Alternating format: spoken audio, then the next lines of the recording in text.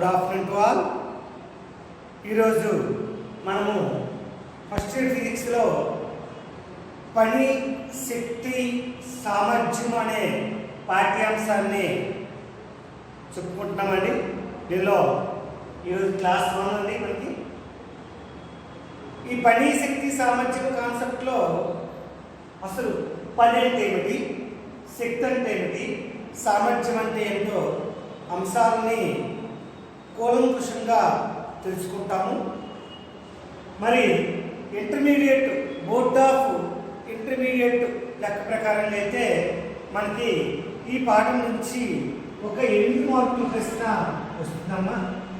ఈ ప్రశ్న కూడా క్వశ్చన్ నెంబర్ 19.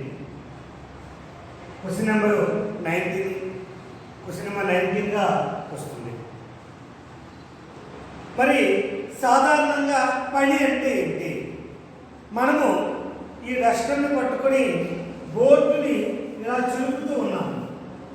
డస్టర్ని పట్టుకొని బోర్డును చెరపడము ఒక పని.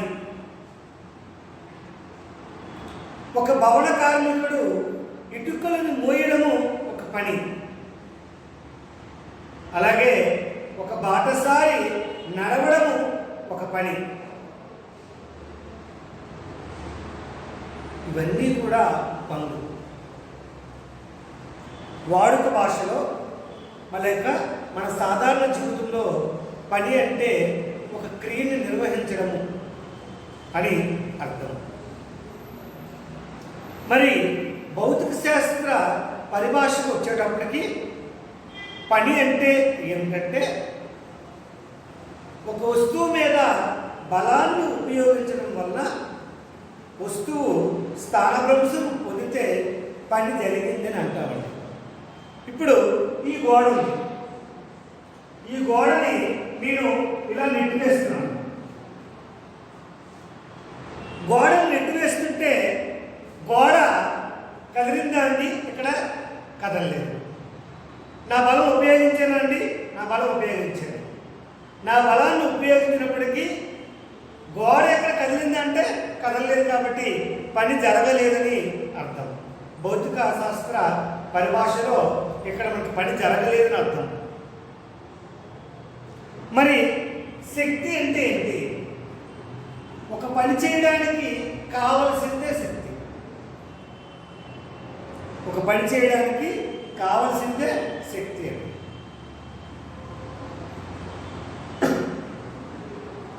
సామర్థ్యము తక్కువ కాలంలో ఎక్కువ పని చేస్తే ఎక్కువ సామర్థ్యం ఉన్నట్టు. అంటే ఇప్పుడు ఒక పర్సన్ ఒక ఇటుక మోస్తాడు. ఇది ఇటుక. ఈ ఇటుకని 1 మీటర్ డిస్టెన్స్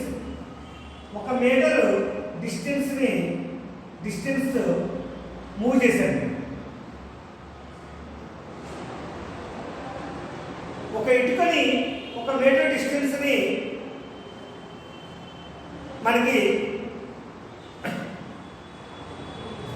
రవి అనే వ్యక్తి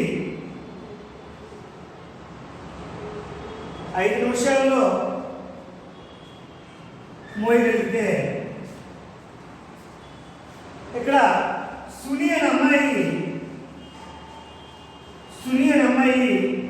6 నిమిషాలు మోస్తుంది. 6 నిమిషాల్లో మోస్తుంది. రవి 5 నిమిషాల్లో మోసాడు కాబట్టి ఇతనికి సామర్థ్యము ఎక్కువ. ఇతనికి ఏమి ఎక్కువ అండి? సామర్థ్యము ఎక్కువ.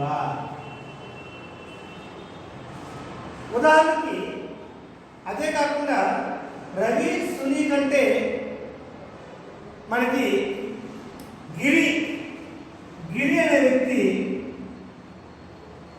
4 నిమిషాల్లో మోసేటటువంటి 1 మీటర్ దూరం పాటు ఈ ఇటుకని గిరి 4 నిమిషాల్లో మోస్తే రవి కంటే గిరికి సామర్థ్యం ఎక్కువ. అలా కాకుండా నాగా అనే వ్యక్తి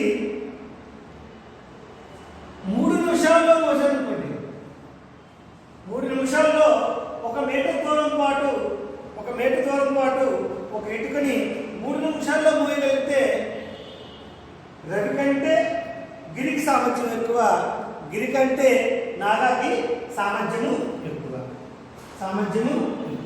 అంటే మనకి సామర్థ్యం అంటే ఏంటంటే తక్కువ కాలంలో ఎక్కువ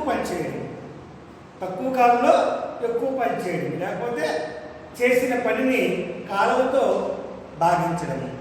అంటే ప్రమాణ కాలంలో చేయగలిగే పనినే మనము సామర్థ్యం అని అంటాము. మరి వీటి యొక్క పూర్తి వివరాన్ని మనము కంటిన్యూటీ క్లాసుల్లో తెలుసుకుంటామండి. మరి మొట్టమొదట ఈ పాఠ్యాంశంలో అదిశాలబ్ధము అనే అంశం కోసము తెలుసుకుందామండి. అదిశాలబ్ధము మనము ఇదివరకే సదిశల కోసము చెప్పుకోవడం జరిగింది.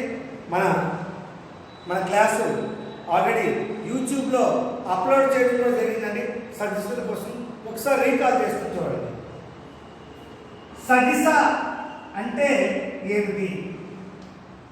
సదిశ రాశి లేక సదిశ అంటే ఏమిటి? ఒక భౌతిక రాశికి పరిమాణము, దిశ కలిగి ఉండి సదిశ సంకలన నియమాన్ని పాటింపబడితే ఆ భౌతిక రాశిని సదిశ అంటారండి. సదిశ అంటే కన్నా సదిశ రాశి లేక సదిశ అంటే ఏమిటంటే ఒక భౌతిక రాశి పరిమాణము, దిశ కలిగి ఉండి సదిశ సంకలన నియమమును పాటిస్తే దాన్ని సదిశ రాశి అంటారు.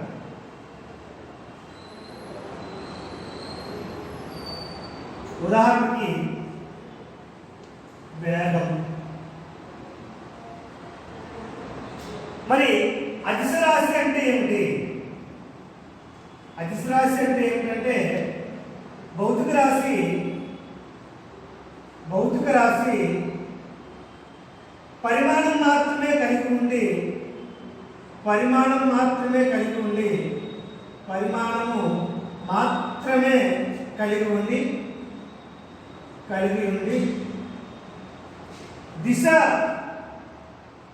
దిశను లేకుంటే, లేకపోతే దిశను సూచించకపోతే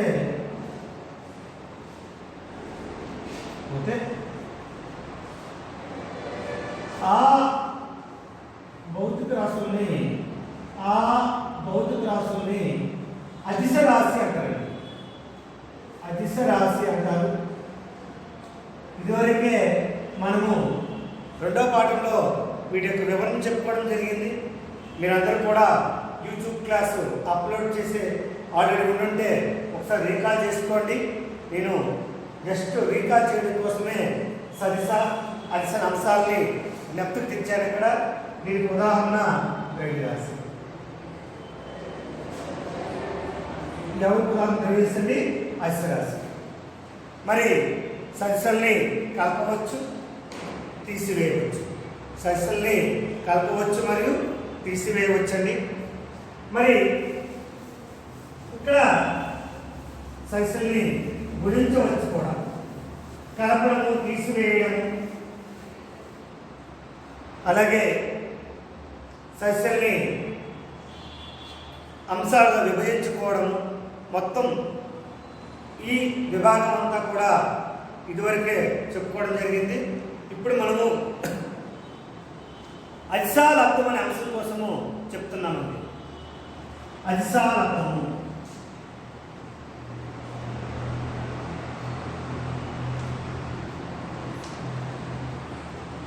ఏవైనా రెండు సదిశల్ని తీసుకుంటే ఆ రెండు సదిశల యొక్క అదిశాలబ్ధాన్ని ఏ విధంగా మనము నిర్వచిస్తామంటే రెండు సదిశల పరిమాణాల లబ్ధాన్ని కొసైన్ కోణంతో గుణించగా వస్తే దాన్ని మనము అదిశా లబ్ధం అంటామండి. ఏమంటామండి? ఏవైనా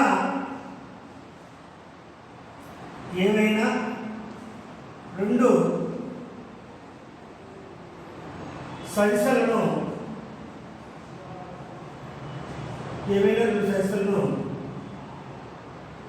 సదిశల పరిమాణాల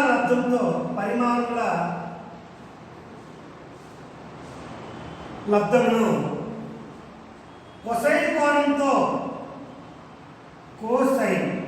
కొసైన్ కోణంతో గుణించగా వచ్చే ఫలితమును అదిశా లబ్ధం అంటారు. గుణించగా వచ్చే ఫలితమును అదిశా లబ్ధము అంటారు. గుణించగా వచ్చే ఫలితమును ఏమంటారండి? అదిశా లబ్ధం అంటారండి. ఇక్కడ ఏ బార్ మరియు బి బార్ అనేవి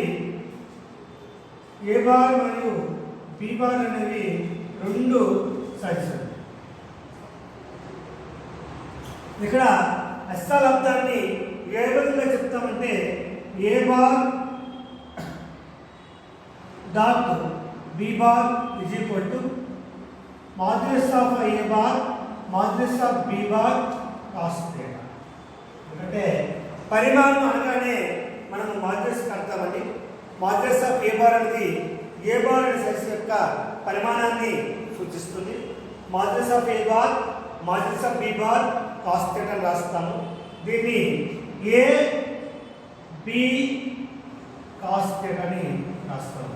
ఏబి కాస్ థీటా అని రాస్తాము. అలాగే అదిశా లబ్ధాన్ని మరో విధంగా కూడా నిర్వచనం చేసుకోవచ్చండి. మొదటి సదిశ యొక్క పరిమాణము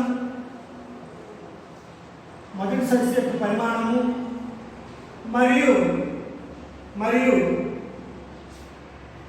రెండవ సదిశ యొక్క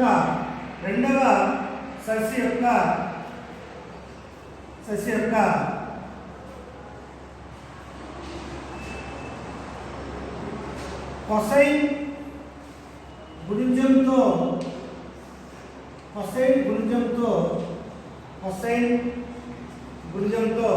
కొసైన్ అంశంతో గుణించగా వచ్చే ఫలితాన్ని మనము అదిశా లబ్ధము అంటారు. ఏమంటారండి? అదిశా లబ్ధము అంటారు. మొదటి దానికి కేవలము సదిశ పరిమాణం తీసుకుంటామండి. రెండవ దానికి కొసైన్ గుణిజం తీసుకుంటామండి. ఎలా రాస్తామంటే ఏ బార్ బి బార్లు రెండు సదిశలు అయితే ఏ బార్ బి బార్లు రెండు సదిశలు అయితే అప్పుడు A bar dot B bar is equal to modulus of A bar. ఇది మొదటి సదిశ యొక్క పరిమాణము. రెండవ సదిశ యొక్క కొసైన్ గుణిజం అంటే బి కాస్ థీటా. ఫలితంగా మాడ్యులస్ ఆఫ్ ఏ బార్ అంటే A B cos theta. Modulus of A bar B bar is equal to A B cos theta. అదిశా లబ్ధాన్ని పై విధంగా కానీ క్రింద విధంగా కానీ నిర్వచనం, అదే పై నిర్వచనం కానీ కింద నిర్వచనం కానీ ఏ విధంగా అయినా మనము నిర్వచనాన్ని నిర్వచించుకోవచ్చండి. ఫలితం మాత్రము A bar dot B bar is equal to A B cos theta అని వస్తుంది మనకి. ఇక్కడ కూడా A bar dot B bar is equal to A B cos theta అని రాస్తామండి.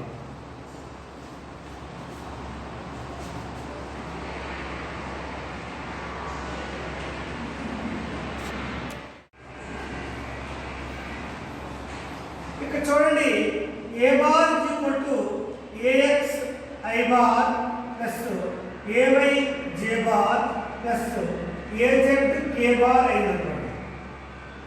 అలాగే B bar is equal to B X I bar plus B Y J bar plus B Z K bar అయినటువంటి.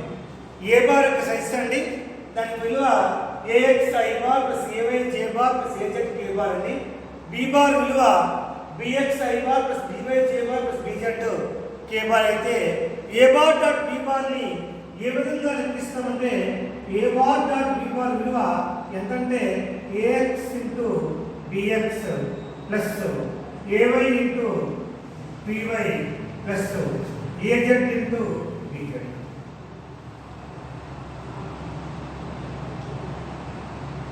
AZ into B Z ఇది ఫలితం. మనము ఈ విధంగా కూడా అశ్సాలబ్దాన్ని రాసుకోవచ్చు. అశ్సాలబ్దం యొక్క ధర్మాలు తీసుకుంటే ఒకటి, ఇది స్థిత్యంతర నియమాన్ని పాటిస్తుంది. ఇదే నియమాన్ని పాటిస్తుందమ్మా, స్థిత్యంతర నియమమును పాటిస్తుంది. స్థిత్యంతర నియమమును పాటిస్తుందండి. అక్కడ ఏమవుతుందంటే A bar dot B bar is equal to B bar dot A bar. A bar dot B bar is equal to B bar dot A bar. అలాగే డిస్ట్రిబ్యూటివ్గా విభాగ న్యాయాన్ని పాటిస్తుందండి. విభాగ న్యాయమును పాటిస్తుంది. A bar dot B bar plus C bar is equal to A bar dot B bar plus A bar dot C bar. విభాగ న్యాయాన్ని కూడా పాటిస్తున్నాము.